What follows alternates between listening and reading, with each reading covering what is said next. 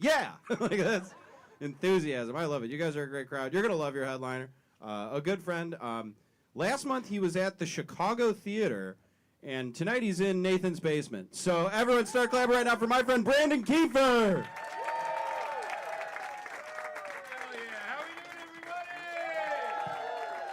Nathan's basement. Hell yeah. The Chicago Theater of Humboldt Park. Hell yeah. We drinking, everybody? Hell yeah. We driving? Hell yeah.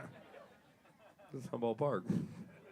Don't drink and drive. It's a fucking joke. Don't drink and drive unless you see them Uber prices sometimes, right?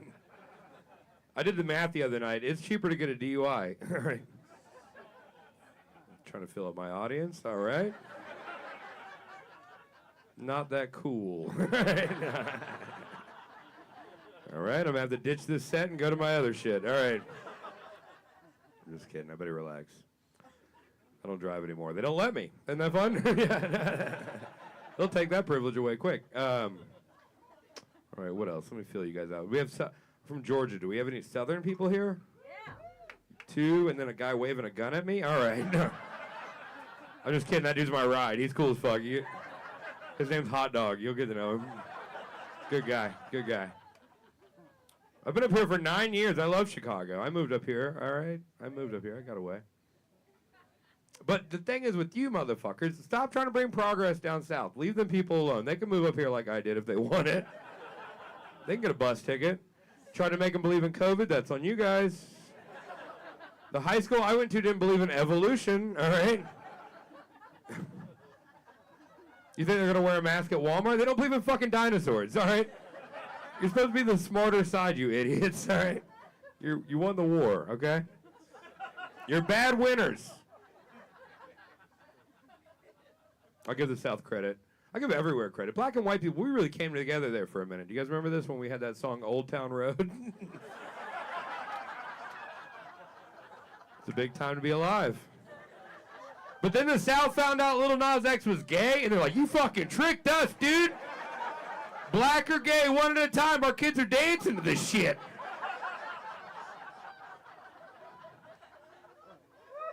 Gonna take my horse to the... All right, whatever. All right, you're cool after all. The dumbest shit, though, since I've been up here that I had to deal with, were those Confederate statues. Remember the Confederate statues? That was real stupid shit. The very famous one in North Carolina was the Confederate soldier Robert E. Lee on a horse. Do you remember this? And it was in front of a courthouse. They tore the whole thing down, and people lost their fucking shit over this. And look, I get why you get rid of Robert E. Lee. I'll never make an argument against that. That makes sense. But what the fuck did the horse do? You know what I mean? Like, that was a big moment in the horse's life. He thought he got a statue for being a good boy. You took it from him. You can't train a horse to be racist. My family tried. You can't do it. Like, it doesn't matter how many carrots you give that son of a bitch. He likes everybody. It doesn't matter.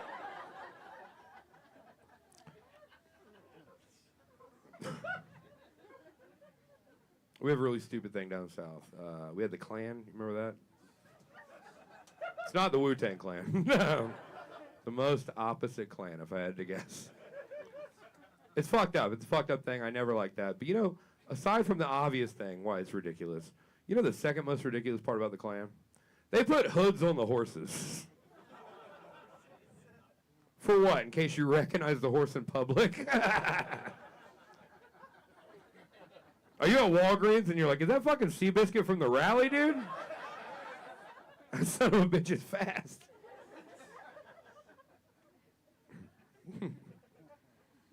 All right. I'm married. Do we have married people? I don't know why I'm saying married. I'm getting divorced. I don't know why. It's a habit, dude.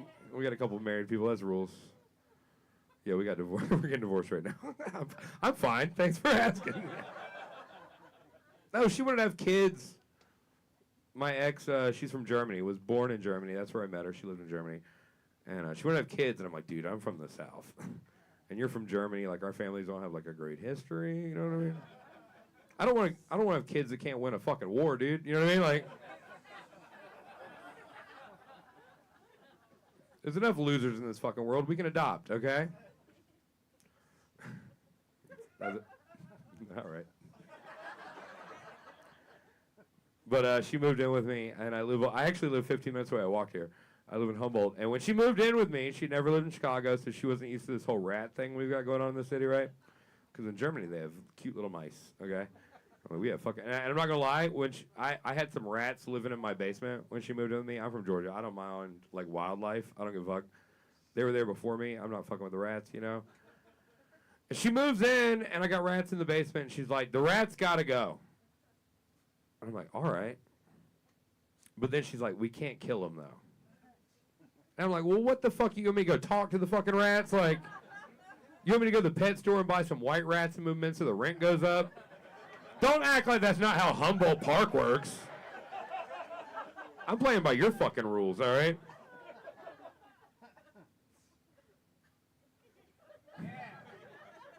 I didn't invent that shit. But she saw online these humane traps, right, on YouTube, and I'm like, they're catching mice. We're not going to catch a city rat with a Home Depot bucket, dude. Like, they're from Chicago. They're only going to respond to murder. I don't know what the fuck you want. That little rat has a gun, dude. I'm not fucking with these rats. But also, what are we going to do when we catch a bucket of rats that I can't kill? What am I going to do with the fucking rats? And she's like, well, we got to take them 2 miles away so they don't follow us back, and we got to let them loose, and they're going to have a better life. I'm like, we don't have a fucking car. What are you talking about right now? I'm not walking a bucket of rats to Jefferson Park, dude. That's not a better life. That's me walking a bucket of rats and then dumping them in some other guy's backyard and running back to Humboldt, dude. I'm not doing that. And she's like, well, you could take them on the train. I said, well, you can go fuck yourself, all right? Because I'm not taking a bucket of rats on the fucking train, dude. Because you know if I take a bucket of rats on the train, there's going to be another motherfucker on the train with a bucket of rats. And he's going to want to come talk to me.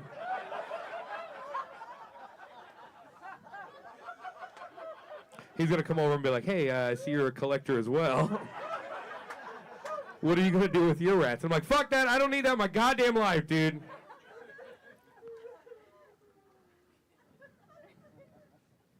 This is a huge point of contention in my relationship.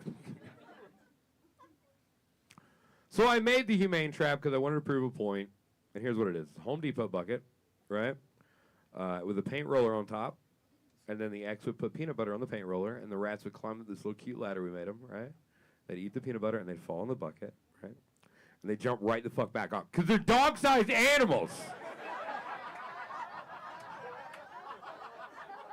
The rat is the size of the bucket.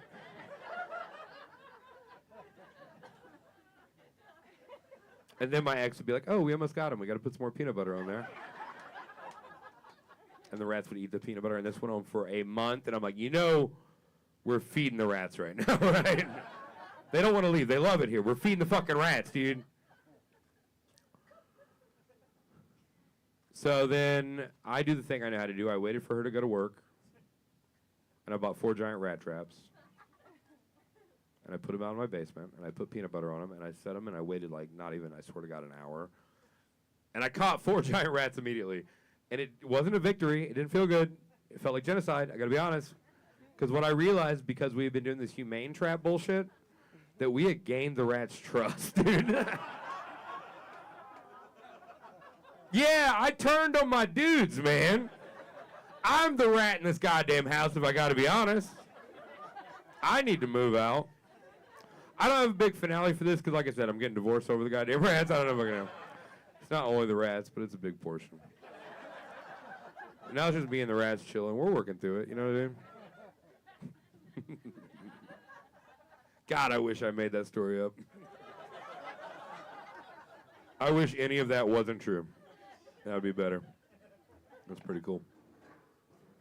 Yeah, but I am getting divorced. I've been single for a couple months. I'm already not really good at it. I've already fucked up, dude. I got drunk last weekend, and I did the classic mistake. I got drunk, and I texted every single one of my ex-girlfriends. But I did it in a group message, right? I was like, is anybody up? Anybody at all? And they weren't. Not even the ugly one. Isn't that fucked up? I'm just kidding. They're all ugly. No. That joke called for me, all right? I just want them to hear that I called them all ugly, even though they're pretty. No, I learned a lesson. I was married for 4 years. And I learned this is a real relationship advice. This isn't the joke. Is that this is what I learned. If you're with somebody and you don't share the same dreams as that person, like your goals aren't the same, your dreams aren't the same, you can't grow together. It doesn't matter how much you love that person. It'll just never work, right? And that's what I learned. That's what I had in my relationship. Because, like, my dream, obviously, I want to be a stand-up comedian. That's what I want, right? Don't laugh at that fucking part. God damn it. That's not the fucking... What are you, my ex-wife? Laugh in my face about my dreams? I'll divorce you right now. I want to be a stand-up comedian. You shut your fucking mouth. Her dream, and I'm not knocking on it, is that she wanted to live in the country and she wanted to have a horse, okay? I'm like, look, if I get my dream, I could buy you a horse. But if we go with your dream, all we have is a fucking horse, dude. Like, and I got to ride that horse to my shitty job every day. What the fuck are we talking about right now? And I do stand-up comedy and whatever. I wish we cheated on each other, to be completely honest. Or like we hit each other or something like that, you know? Because that's a black and white reason to break up. Instead, people are like, why'd you guys break up? And I'm like, because I didn't want a fucking horsey, dude. What the fuck am I talking about? It's awful. Yeah, it's a terrible time. But then, I'll be honest, during my divorce, the last 6 months of my divorce, I turned to drugs a little bit, like to get through it, which is kind of fucked up. But specifically, I did turn to drugs. But specifically, I turned to ketamine, which is ironically a horse tranquilizer. I don't know what the fuck that means. That's subconscious shit right there. And what I would do, and I swear to God this is true, is I would do a bunch of ketamine, and I'd ride around the blue line at night by myself. We don't have to relate on this, okay? That was my therapy. And it worked. It really worked. I just ride around the blue line at night. And really all I was doing is weirding out homeless people. I got to be honest. You know how fucked up you got to be for a homeless guy to skip over you when he's asking for money? Dude, I had a homeless guy give me $5. He's like, that guy, I think that guy's going through a divorce. Like,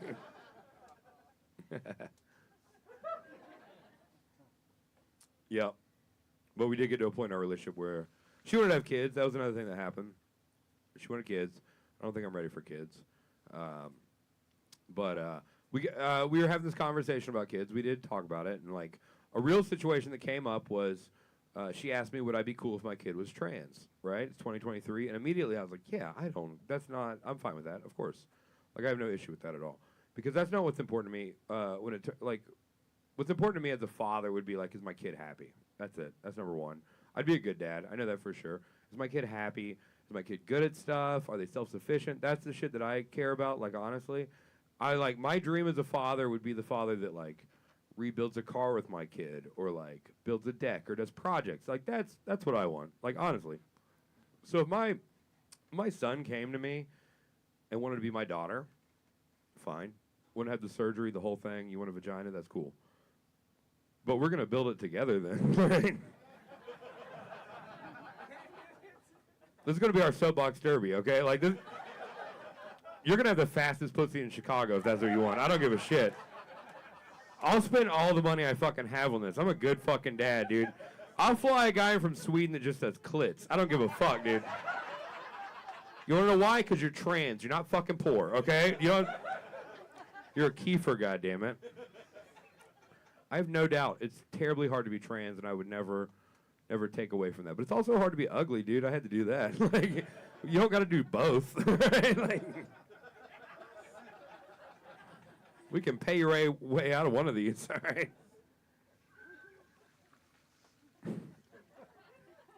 Don't get tight over my hypothetical child. If I had a kid, the state will take it. Don't worry.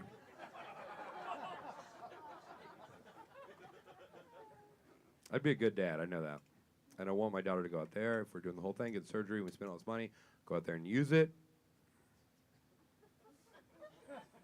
I don't want to be like those trumpet lessons we got her last year. Look, I'm a Southern dude, man. I just know for a fact on prom night, I'm going to be that traditional Southern father holding that shotgun on the front porch.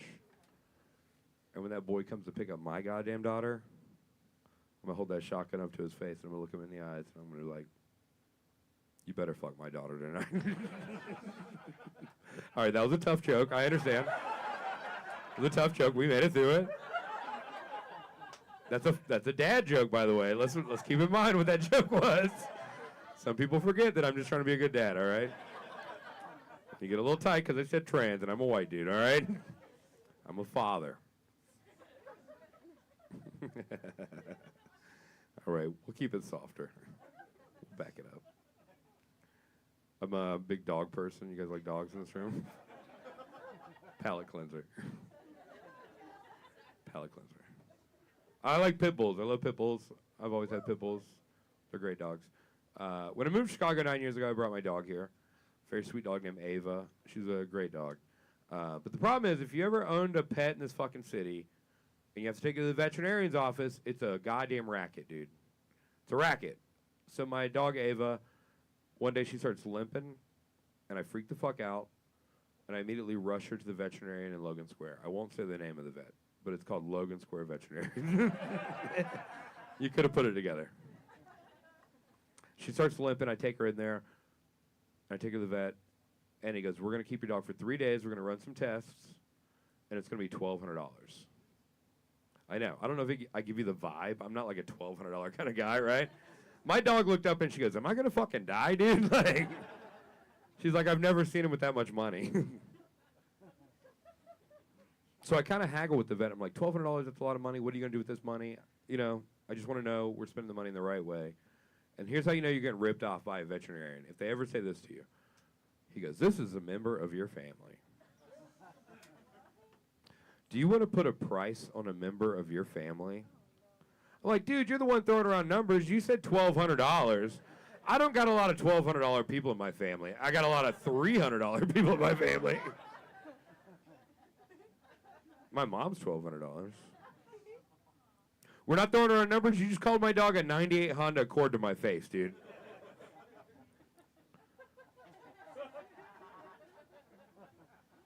So it just so happens I had the money. I had $1,200. My tax return came in and I had the $1,200. Somehow the dog knew that. I don't know how. So I give the vet the $1,200 and I go, hey man, this is literally all the money I have. We got to make a plan. You know, I don't want my dog to suffer, but I also want to spend money if I can help her, you know. But here's all my money. And he takes the money, and then I come back 3 days later, right? He keeps her for 3 days, and he goes, hey, we don't know what's wrong with your dog. She's going to need to go to a specialist. I'm like, dude, I didn't have you money. I don't have specialist money. Like $1,200, what the fuck, man? I was like, all right, I can't afford a specialist, but maybe can we give my dog some painkillers to hold her over for like 2 weeks, you know, so she's not in pain, just so I can figure out what I'm going to do. And the vet goes, this is a member of your family. Do you really want to get her addicted to pills? I'm like, dude, you don't know my fucking family. Pills? We're worried about pills right now? What do you think? My dog's going to get pilled up and say something racist on Facebook? Because my aunt would do that. Like, no, give her the fucking pills, dude. And he doesn't. He gives me the 2 weeks for the pills. And I go home, and I'm facing the fact that I just put my dog down, which is a brutal thing to ever have to do. It's awful. It's like losing a family member. It really is. So I start calling around. I don't know if you've ever had to put an animal down in the city. It's about $300 to $400. I know that because I price shopped all day long, right? And I called around, and I was like, everybody was like, it's $300, it's $400, $300. I did that all day. And then I called one place, and they said it was $65. And I was like, all right, that's too cheap, dude. Like, that's just a Polish guy with a hammer, dude. I'm not doing this.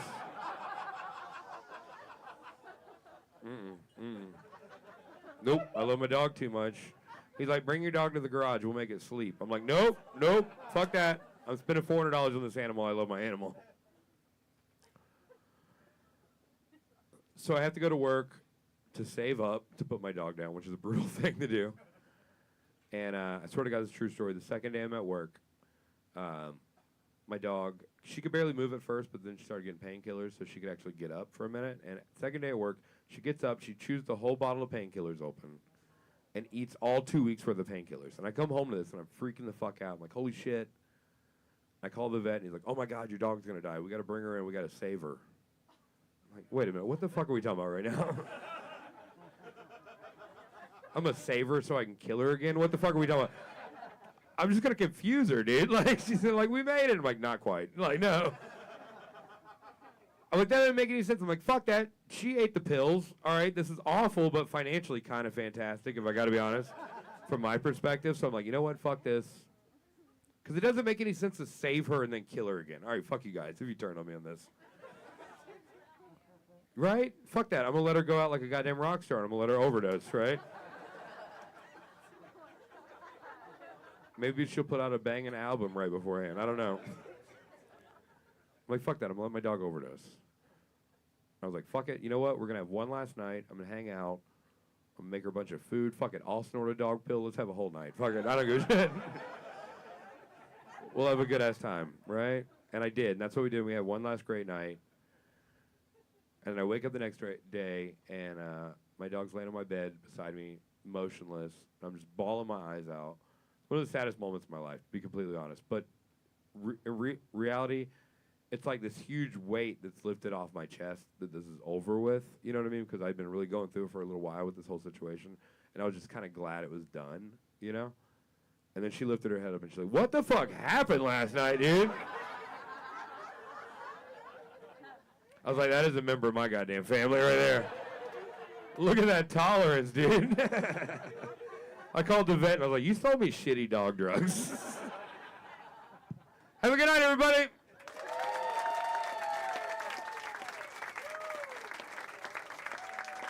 Brandon Kieffer, everybody, let him hear it.